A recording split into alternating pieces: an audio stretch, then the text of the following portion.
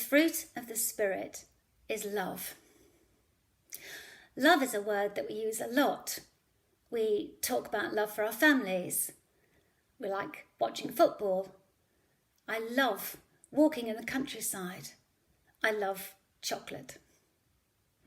But when we read that the fruit of the Spirit is love, the word for love in the original Greek means the highest kind of love, the kind of love that God shows to us. The Greek word is agape.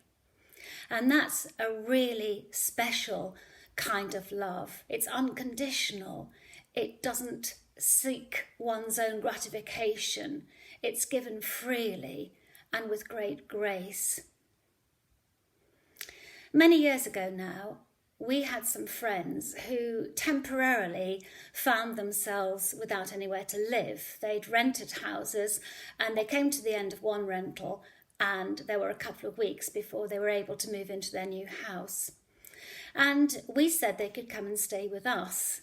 So they came. They had 3 children at the time, and it was great. And I'd talked to the woman lots of times about Jesus. She knew that we were Christians, and she would have said actually that she was a Christian too. So they moved in with us, and the first Sunday they were with us, I said, would you like to come to church with us? And they said yes they would, and I thought this is absolutely great. And then when it came for us to leave, she said, actually, we're going to stay here, but the children can go. And so we took the children, but their parents stayed at home. And this happened the second Sunday as well.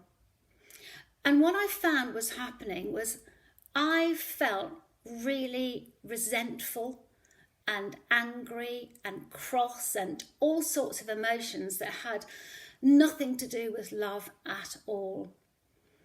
And they moved out, and I felt for a little while there was a bit of a strain between our relationship, but which was eventually put right.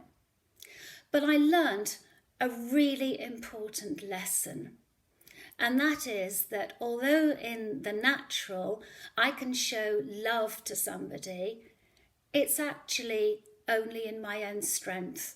And it runs out. It's not the everlasting kind of love. It's not the love that gives without asking for something back in return.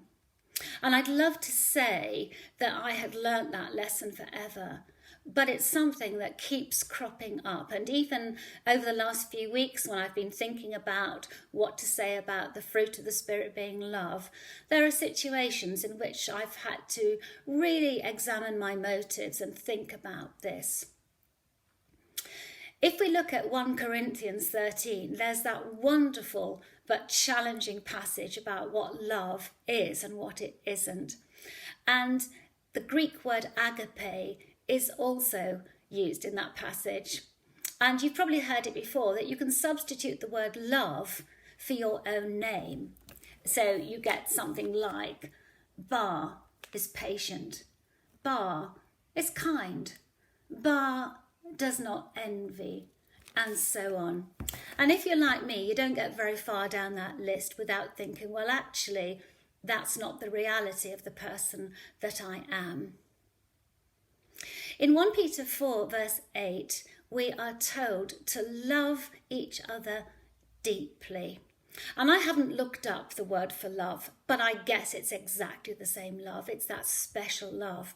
And if we're told to do it, if we're commanded to do it, then it must be possible.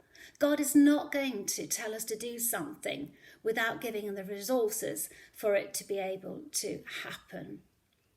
And so my question is this: how can we show authentic and unconditional love to those around us, even if we don't get anything back in return?